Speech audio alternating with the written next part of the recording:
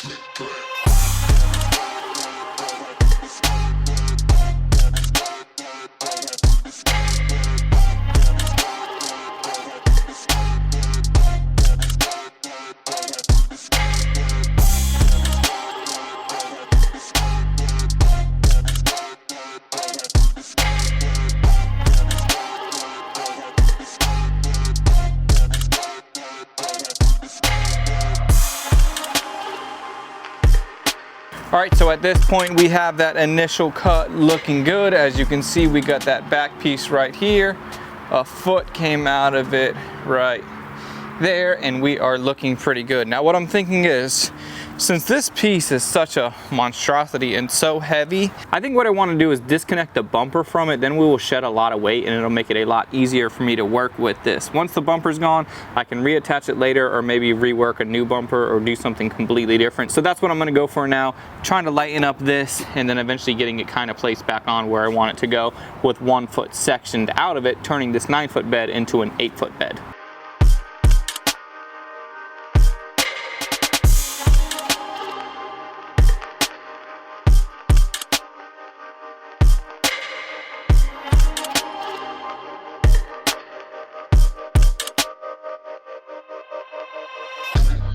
Bro, do you see this thing, man? We nailed it. Now, it was not too complicated to just take a foot out, make some cuts, making sure the lines were together perfectly, or as perfect as possible.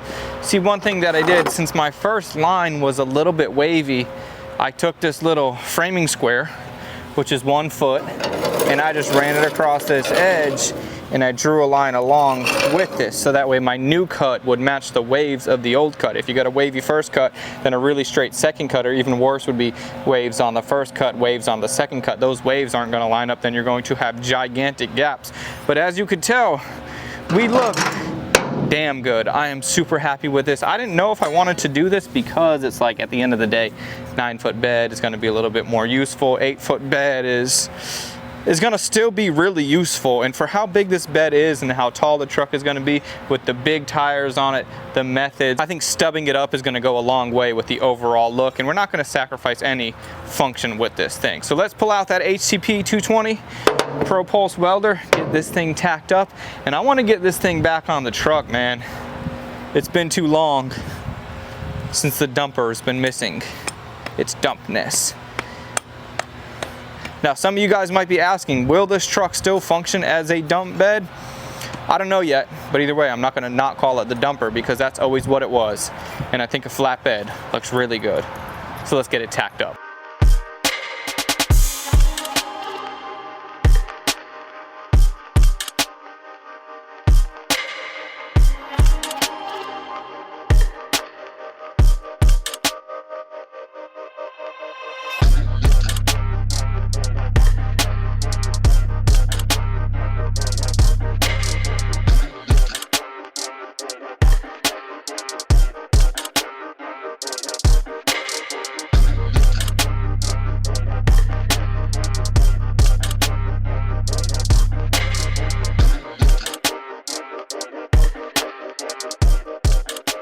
All right, so at this point we have the dumper pulled out of the shop. Man, I wish I could keep the wheels on it, but right now we are about 1 inch off. I think by the time the motor goes in and the bed comes back on there, I think we'll get that extra inch, but either way, once the truck is done, it should never be in the shop, hypothetically again.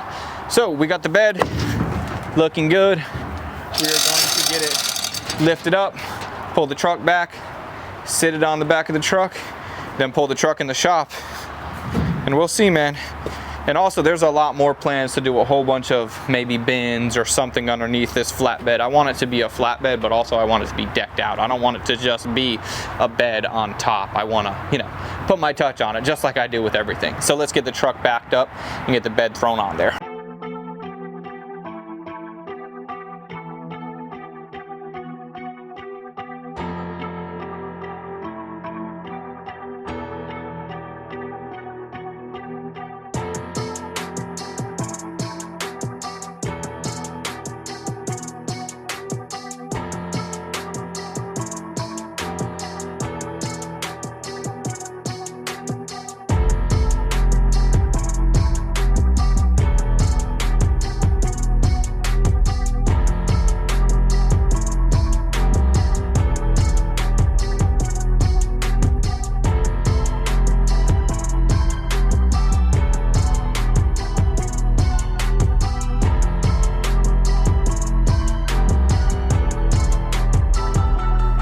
So now that we have the bed in here and it is shortened up, I'm really happy with the way that it is looking. So one thing that I was thinking about is I really like on trucks when they have a headache rack, but the only thing about a headache rack when it comes to an older vehicle, I don't really like how they kind of are a little bit overwhelming. So from behind you can't really tell that it's a super cool old truck. You just think it's just a normal old work truck. So I like a headache rack, but I don't like the fact that it hides how cool this truck is. So I kind of want to meet in the middle. I want to just do like a little lower half. I don't think that you'd call it a headache rack at that point, but this is the direction that I want to go. So what I'm thinking is I want to use this body line right here and then the edge of the flatbed right here, and we will have this come down one nice angle so that way you could still see the hips on the old cab. That's something that I wanted to emphasize, is the fact that I still want to be able to see the cab from behind and see that it's a really old truck. But before I get into this luggage stop, half rack, whatever you want to call it, I want to cut out these old patches. I'm just going to cut along straight from one side to another to get rid of all this crap. And then the 1 foot that I grafted out of this thing to go from 9 foot to 8 foot, I want to try to utilize some of that to make some better patches. So let's go ahead and get that handled, then we'll focus on our little half rack over here. Bump rack, bump stop, cab protector. Dude, it is so humid out. My lens is getting steamy. All right, let's get started.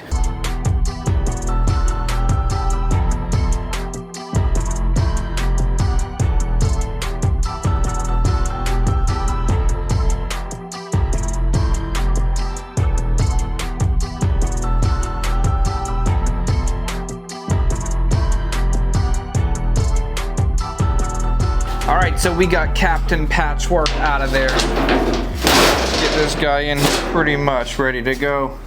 I cleaned my edge. I'm lining it up. We've got the fresh, nice, rusty metal with the new, fresh, rusty metal. So what I feel this is all about is using what we got, getting rid of some of the rot, keeping some of the good, reworking it, taking something that was really old and nasty and junky, cleaning it up a little bit without spending any money at all. So we are lined up pretty good, I think. So you know, I just gotta hold it down a little bit. POP holding it down. Get out my HTP welder and get this thing welded back together.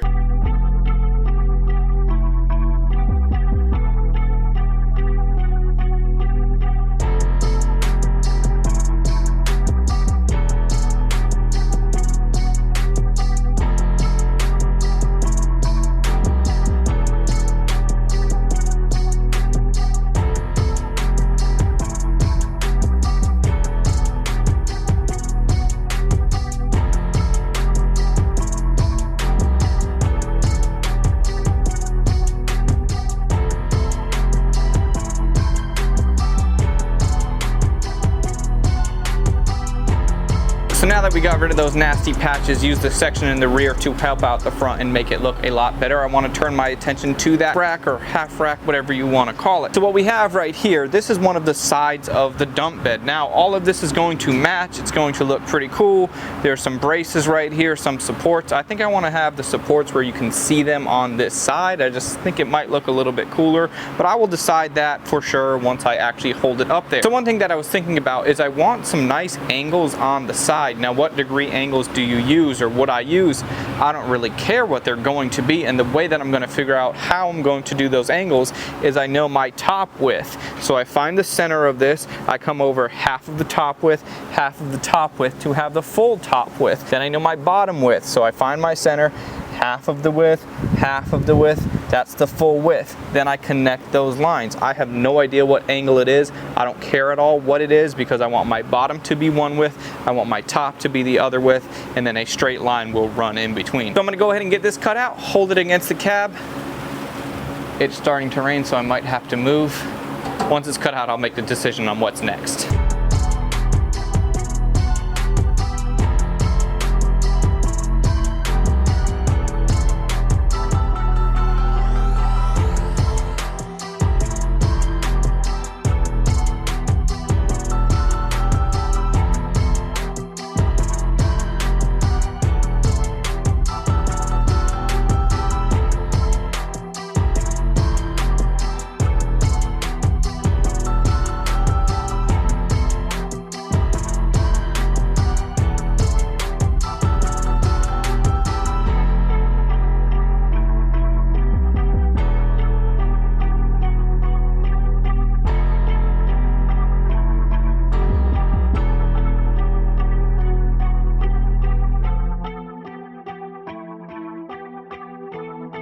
Alright, so I really like where this is going. Now at the beginning, I made sure to center those braces because I thought that I wanted to see the braces from the front side, but I think as I'm looking at it, I kind of like the smooth side a little bit better. So I'm just gonna leave it that way.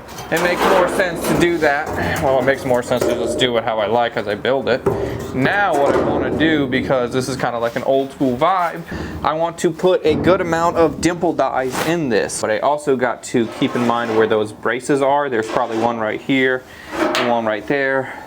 So maybe we'll do like 1, 2, 3, and then maybe come up the sides, one right there. We'll figure it out. The only thing that I can do is put this on the table, map it out from the back side where the braces are, and then get it figured out. And then I'm going to want to figure out some sort of sides. I was looking at a lot more pictures than what most guys are doing when they're doing flatbeds. They have it come straight up there, and then this piece would normally be like way here. This would normally be like up here with the window cut out. But I'm not going to be hauling logs. It's not going to be anything crazy. I just kind of want this to be a stopper. And also keep in mind, sometimes people just have the bed and then no stopper at all, but I don't like that. I feel like the cab needs to be protected, and this will be great for what I'm doing.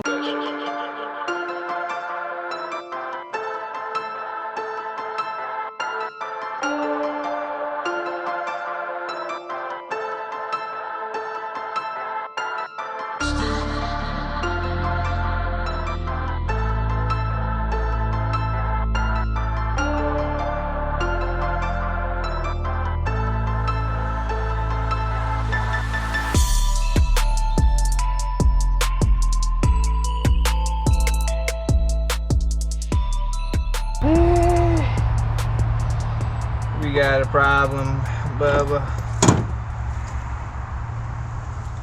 This metal is awful thick. Shit, that girl. I don't know about, you know, I got 2.5 done. I got 1, 2, 3, 4, 5, 6, 7, 9, 10 more to go. If I go to the hardware store and I buy a bunch of these and I can get 2 out of each one, so long as I can get this out of there. And this is probably getting more dull every single run. I should have started in the middle. That way, I don't know. I want to get it done because they're looking good. So we'll see what happens.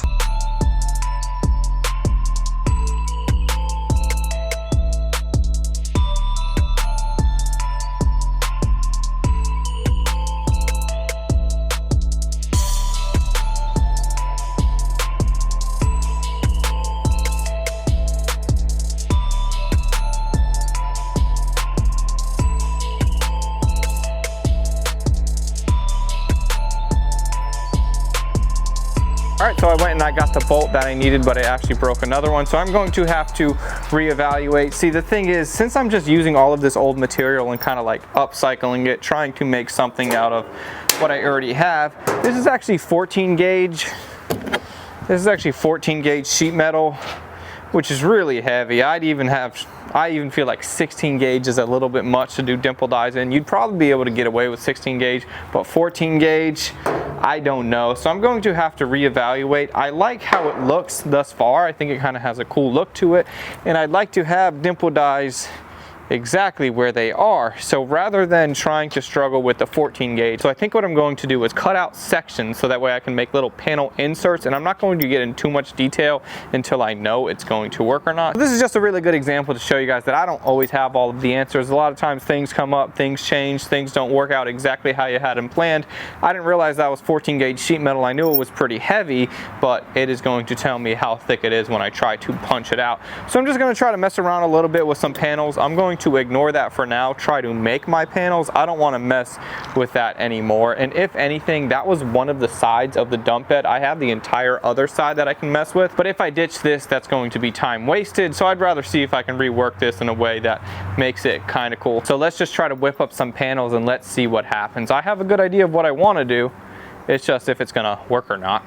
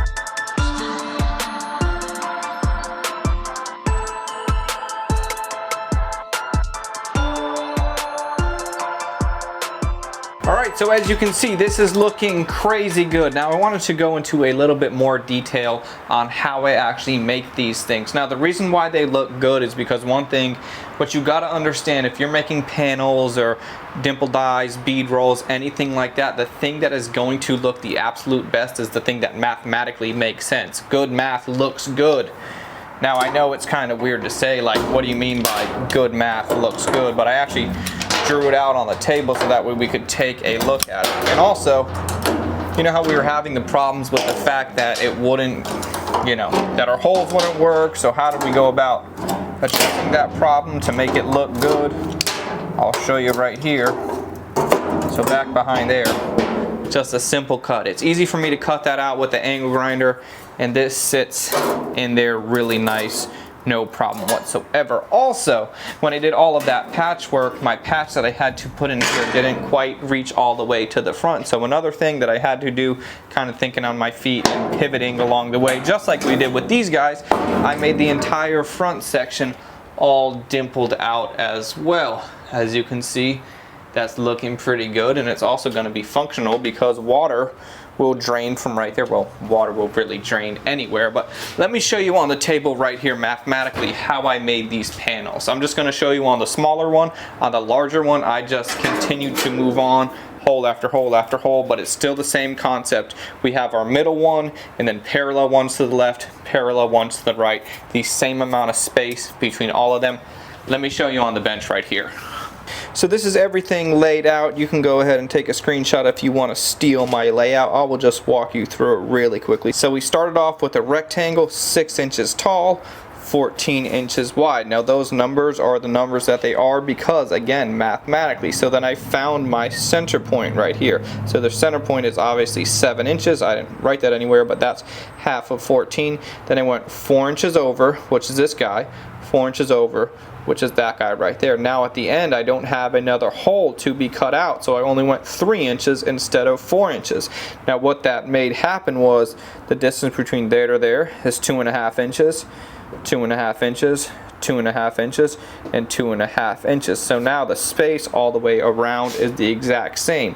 Since this was 6 inches tall, I wanted to have a 3-inch radius right there. So I have a 3-inch right there, and that 3-inch continues all the way around to make a perfect tight radius, and that's why it looks as good as it does. So now that I am satisfied with this and it is looking really good, it's kind of cool to pivot and figure out something else, because what I was trying to do initially wasn't working, but it ended up working out in the end, and honestly looking even better than what I was planning on to begin with. Side quest time. One thing that I wanted to knock out really quickly is obviously my shop is small. There's no denying the fact that I'm working in a smaller space, and that's okay, but there's one problem. See, my driveway coming in is slanted, and when I'm working on a project with no engine in it for a long period of time, especially something that's a little bit heavy, for me to get it out and get it back in has always been a problem.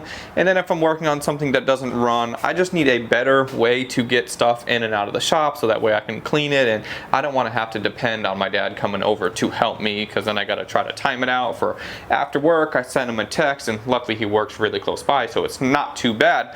But a better solution would be, I have a little 120 volt winch that I want to put into the concrete right here, and I don't want that to be there all the time because then I'm going to be tripping over and whatnot. So what I have is these drop-in anchors.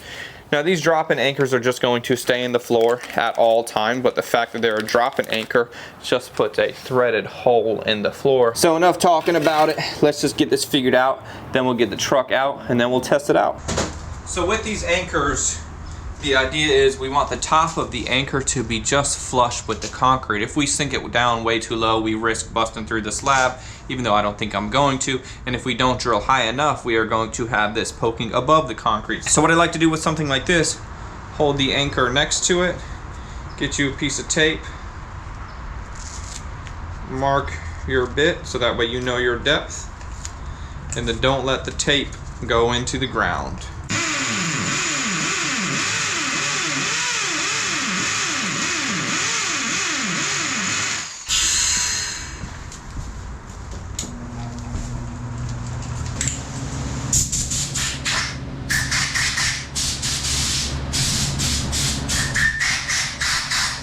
So once it's flush off, you drop the drop-in anchor into the hole. Once it's in the hole, you use this set pin to tap, if you can see that little thing down there, and then that's going to spread this opened. Once you tap it down, this will never come out.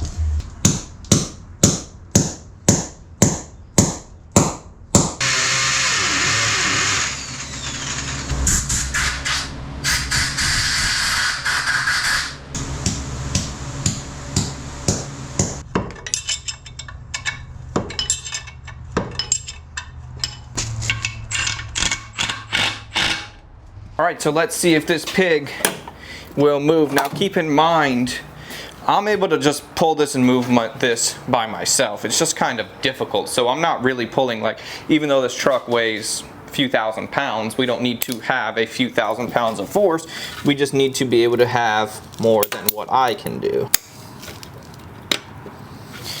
So let's release this. I just want to do a little test run before we actually pull it out of the shop. All right, so we are shackled up. Let me put the clutch back in. And we got this guy right here. Let's do it together.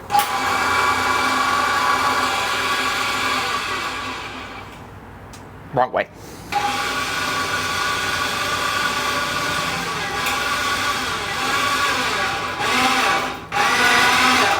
Oh, she's doing it!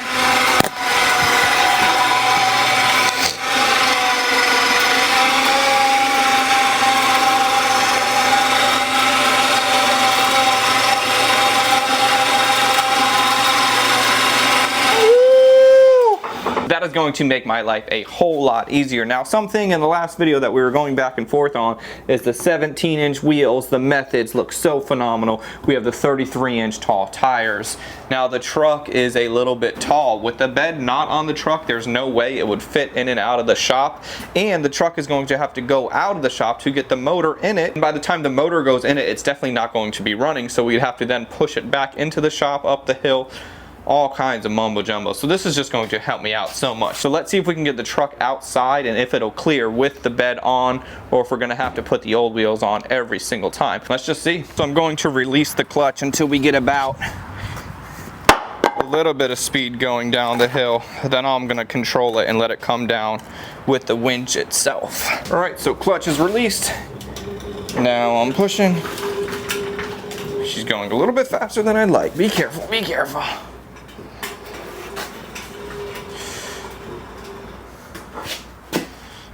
All right, now I'm switching to controlled by the winch only, so I'm gonna pull it up just a little bit.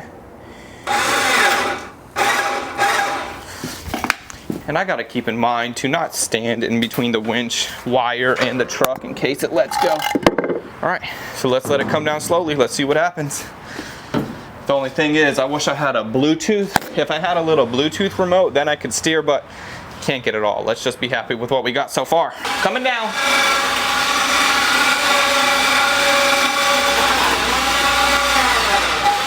How's the roof look?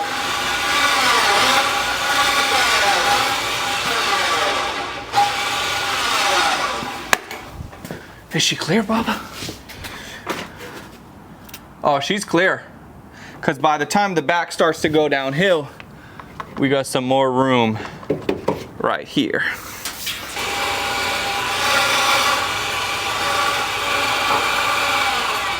All right, it looks like we got great success. And the main premise of this video, how freaking good does the headboard look on the flatbed? Good stuff, man, good stuff.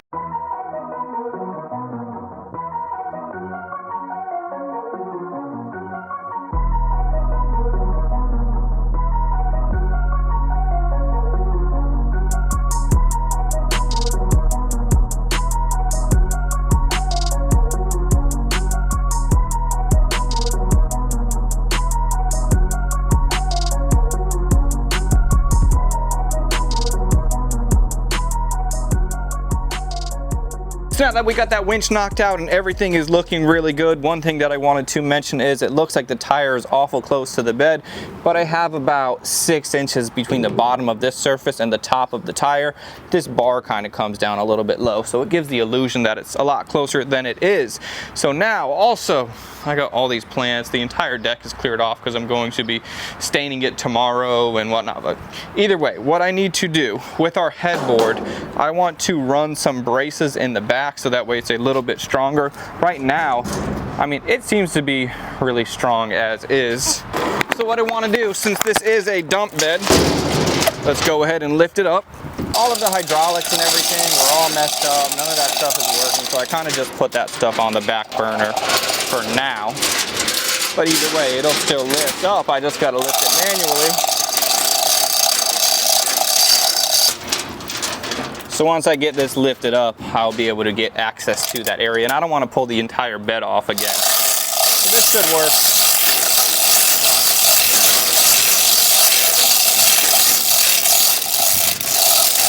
Oh yeah, baby.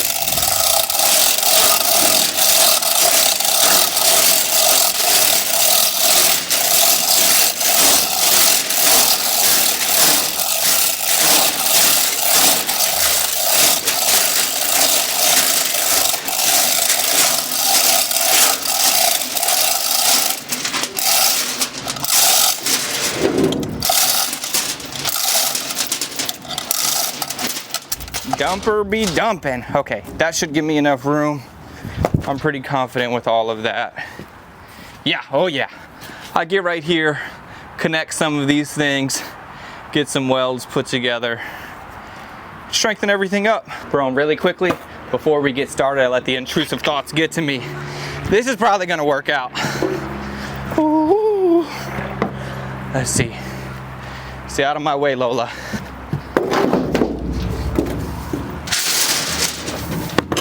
All right, chill. Ah. All right, let's get it. Move, Lola. Ah. One more try, that was sketchy. Gotta get it clean, then we're gonna weld this out. Woo. Let's get welding, come on.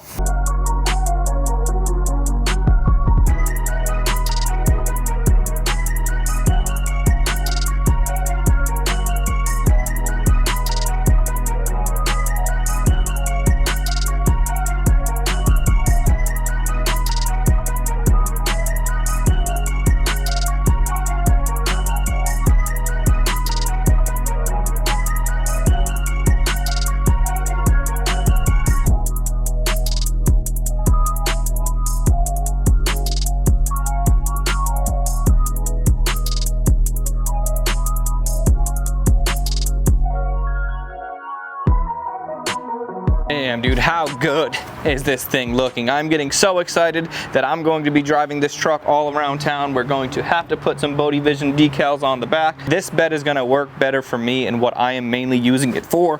One thing that I would still like to do, I definitely want to put some bins down here so that way we can have some storage for straps or tools or a jack or whatever. I'd like a bin here, maybe something back there, something, I'm not too sure yet, but either way, I am sure we are going in the right direction. So let me know what you think about everything thus far. Would your uncle have done a better job? Oh, Lola, come here. Come here. Oh, come here. Would your uncle have done a better job? He probably would have knocked it out of the park. I'll see you on the next one. Thank you so much for watching. Like this video, comment, subscribe. Lola, you want to get dinner? You want to get dinner? You want to eat? You want to eat? Okay, I'll see you on the next one. I'm out. Time for her to eat.